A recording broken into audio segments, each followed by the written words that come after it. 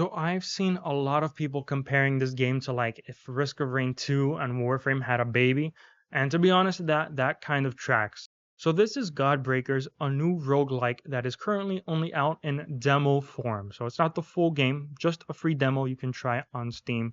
And it's honestly pretty interesting because I played through the demo, and I don't know how you guys feel about demos, but at least for me, I'll play through a demo once. If I like the game, I'll wishlist it. If not, I forget about it. That's pretty much all I do with demos. And for Godbreakers, I played through the demo once. I wasn't really sold on it, but I wasn't against it either. So I ended up doing another run and then another. And before I knew it, I was doing multiple runs of a roguelike. I was kind of hooked on a new roguelike, but it was only a demo, which I thought was really interesting. I can't remember the last time I did that in a demo. So let's talk about why. Now, the gameplay itself, at first glance, wasn't anything to write home about. You have your left clicks and your right clicks. These are kind of like your light and heavy attacks. You can do light, light, heavy, or you could do a light, heavy, or you could just hold down the heavy button to do like this charged attack, and then you can jump in the air, do a light attack, jump in the air, do a heavy attack. That's not anything too novel. We've seen that before. Then we had archetypes, so that adds another layer. Basically, different classes. These are different weapons, which some of these look really cool, like the Scythe Reaper one. That one's awesome. That one apparently summons like allies, the more damage you do. But these are all pretty unique and they have their own abilities and the way they operate. Plus, their abilities, which are linked to the archetype. There's multiple abilities per archetype. So if you don't like the default one, as you progress through and you get some more unlocks, you can swap out the ability. So we have the combat, which is like the light and heavy attack type of thing. We have these different archetypes which play inherently different, and then these archetypes have different abilities. Pretty good so far, good variety. And then we have the game's namesake, Godbreakers, because you can God break. God breaking is basically when you get the enemy low on health, you can interact with them. It's like a special thing, it'll pop up, and then you essentially take their ability and use it yourself, which is really interesting concept because it's just supplementing everything else, the builds, the abilities, the combat. Oh, and you can also dodge. I forgot to mention that you have like multiple charges of a dodge there for mobility. And overall, I think God breaking is a pretty nice gimmick, right? It makes perfect sense why it's called the God Breakers. The only thing I'll say is that the actual abilities you could take didn't seem to be that amazing, that fascinating. I'm hoping that changes later on because it's a roguelike and the demo was just really short. Seems like the starting area. So I'm hoping that as you fight tougher enemies, those tougher enemies have obviously stronger attacks. And it would be really cool if you could take those stronger attacks. For example, the boss of the demo has these tentacles that slam down. They're really imposing. So I thought it would be cool if you could take one of those tentacles and just slam it on the boss, right? Just use his own tentacles against him. That would be super sick. You couldn't do it in the demo. Not sure if they have any plans for that, but that's my line of thinking. The actual God breaking wasn't too amazing. It's a cool gimmick. I just think the abilities you can take should be cooler. They should feel more impactful, maybe do more. And then I would be remiss if I didn't mention the aesthetics. The visuals from the game looked really good. Not to mention the voice acting. The voice acting was surprisingly really well done. Haven't seen that since maybe in a roguelike since Hades, I would say. But the voice acting was really good for the bosses, for some of these characters you'll be seeing as you load into the demo. Just thought I should mention that. The actual boss, and well, there's a boss and a mini boss. The boss has these health gates, not unlike a MMO boss, right? Like a raid boss, Final Fantasy 14, WoW, that kind of thing. And what I thought was interesting is the presence of these health gates, and there's differences, like 75% health is different than 50% health, right? Because the actual phase will stop and change. But the differences weren't too major, right? It felt like I was kind of being just gated to make the fight longer. I would really appreciate in the future if they flesh out these different phases, kind of like you would a Dark Souls or Elden Ring boss, right? Where phase 1 is different than phase 2. Maybe the music changes, a new move set for the boss, right? Different attacks, varied. That didn't happen too much in the demo, but happened a little bit, tiny bit. But these bosses do have mechanics, right?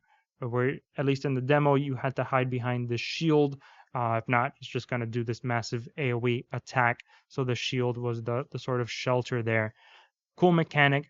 I like the concept of making roguelike bosses more like MMO bosses and not just making them like giant health sponges. Because a lot of the time in roguelites, it just kind of devolves into here's this boss with a health bar.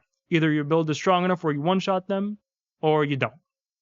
So I definitely appreciate them trying out health gates and making it, spread across different phases. I would just appreciate some variety in those phases as well. And then I didn't get a chance to try this, but the multiplayer aspect of the game seems to be pretty strong. Not only is multiplayer advertised pretty heavily in the different trailers and things like that, but these archetypes I was mentioning earlier, some of them have abilities that affect not only yourself, but teammates, right? So you can shield not only your character, but you can give a shield to nearby allies as well, give them different abilities. So multiplayer seems to be a pretty strong calling card for this game, and I'm sure there's going to be variety in that front, which is good. I don't think everybody should just be do as much damage as possible. I like it when there's maybe more supporting builds, right? Elevating others, and as a whole, that elevates yourself. Because if your teammates are doing a lot of damage because of what you're contributing, that just makes it easier for you. You can progress further in the run. Speaking of the run itself, I mentioned, archetypes and abilities in Godbreaking. The actual run itself is really short in the demo, but you can see they do have all of the different build paths and build crafting setup. You can see things they talk about poison, doing criticals, things like that. So there are different paths that you could spec into, build into. It's just that I didn't have a chance to in the demo because it's relatively short. But I do like seeing that all the fundamental, important parts of a roguelike seem to be here in this game, right? The different classes, the different abilities, the different paths that you could choose, a shop as well, so that gives you a little bit of agency. That was all there, really nice. What wasn't so nice was the cosmetics, right? The characters look bland. I don't know too much about game dev, but this looks like a Unity like asset that you start off by default. These characters don't look good. But the good news is that there are cosmetics you can unlock by progression, right? Dealing certain amounts of damage, beating this boss. All of these things will give you cosmetic options that you can use to make your characters look a bit more enticing, a bit more unique. But to be honest, I think the character design of the player specifically, like player character, not too good. Even what the different archetypes are great, the weapons look great and varied, but the actual character not too appealing, at least for me. So hey, those cosmetics are gonna go a long way. And finally, probably my most major part of critique or criticism would be the linearity of the demo. It's literally a straight line. Just go straight through, hold W, that's about it. The promotional material, the trailers seem to have different biomes that they show off, right? I think there's 5 more besides the one in the demo, and those seem a bit more open. I don't know if there's any sort of path, right? Like choose path A for a harder boss, choose path B for like a reprieve, maybe a shop, something like that. I think that is sorely needed in this, giving players a little bit of agency of choosing where to go.